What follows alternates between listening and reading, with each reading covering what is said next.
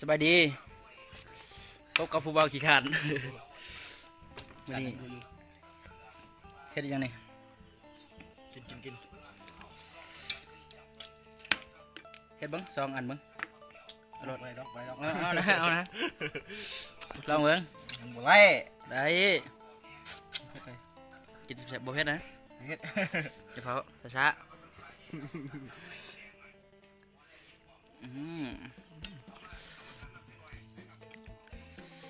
เป็นจะได้เบาพี่ชม ผมต้นไม้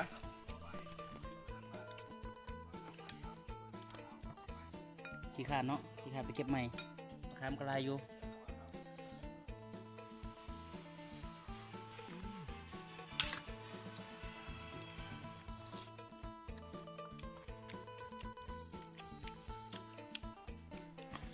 ทำไรพี่น้องไปพี่น้องเจ้า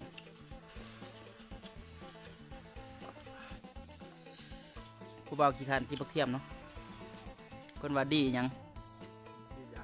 ดีอยาก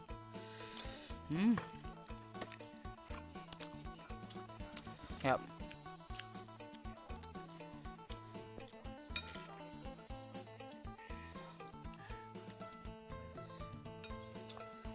ใช้บวมสดนะลูกพี่น้อง เข้าปากให้แล้ว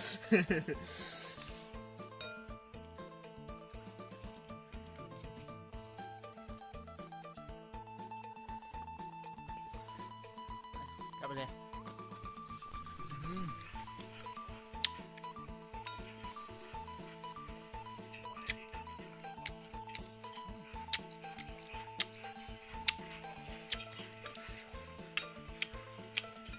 โอ้คุณตาคือคำยังไงเนี่ย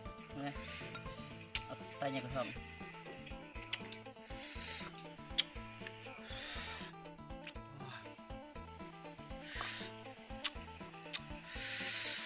หวานบ่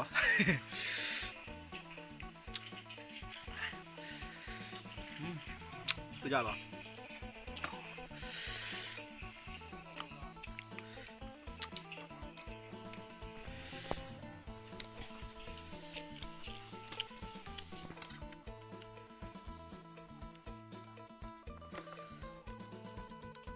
เดี๋ยวมือล้างหน้าเด้อเดี๋ยวมือเบิกดิใช่ปะพี่น้องว่ายังพี่น้องว่าพี่น้องว่าบ่เท่าเนาะบ่เท่าเบิ่งคลิปบ่เท่าอยากชม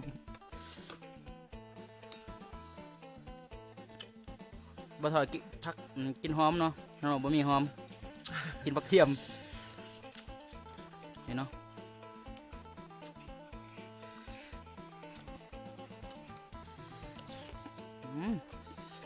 สายสุดคนอย่างเดียว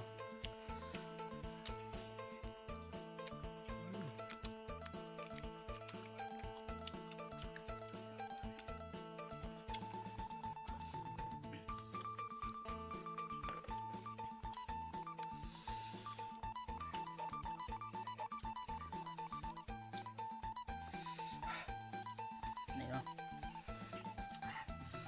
2 3มันจะบังหนาเนาะคือนี่เนาะ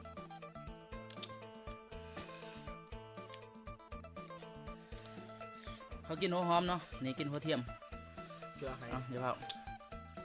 ง านดีครับ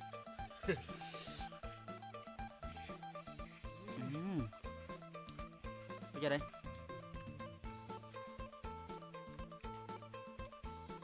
ขึ้นดัง ขึ้นดังพ่อบอกไปเอาอีกไหม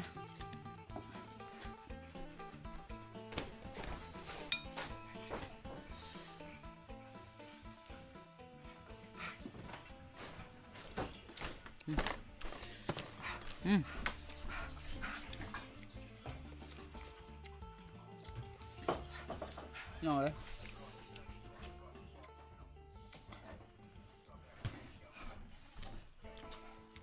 เผ็ดแห้ง ไปเจอเลยทีนี้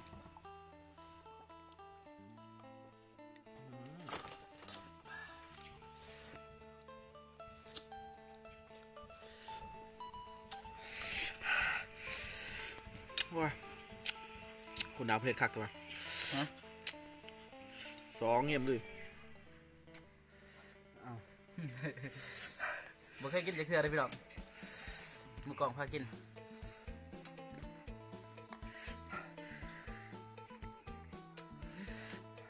จะได้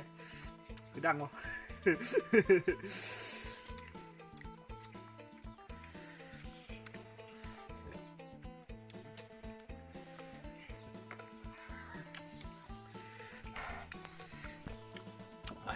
ไว้อะ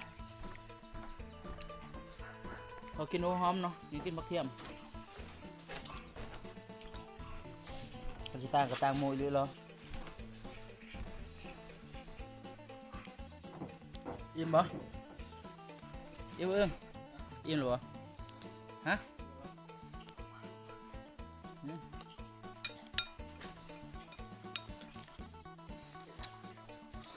เอาไงนะคำหนึ่งคำสุดท้ายคำสุดท้ายเบาคนละคำโอ้เนี่ย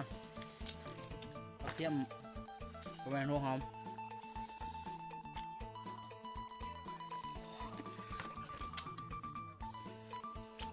เดี๋ยวนี้สายสด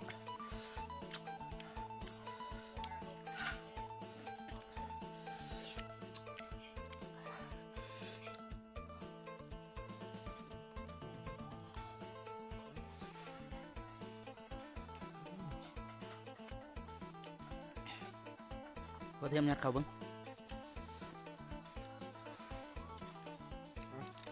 ฮะ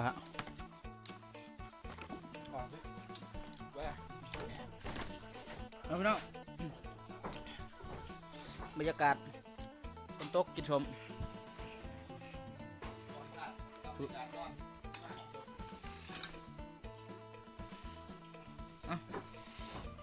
บัดเท่านี้เราพี่น้องเป็นแล้วบ่ไหวนอนต่อบ๊ายบายตอนนะพี่น้อง เขา ความเพิ่นมักผักเทียมเอ้ากินให้เบิ่งผู้บ่าวผักเทียม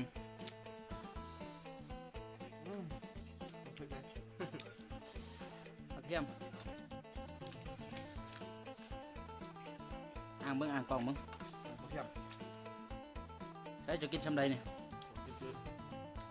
คำละหน่วยบ่ คำละหน่วยคำละหัวบ่ ว่ามันคือตรงนี้ คำละเงี่ยมบ่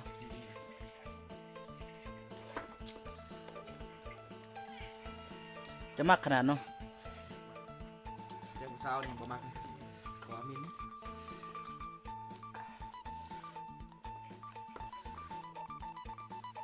คุณแมว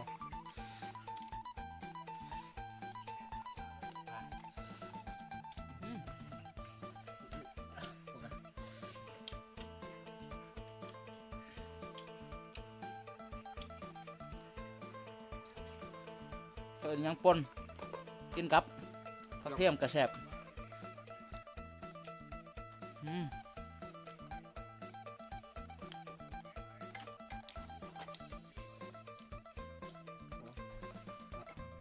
ไว้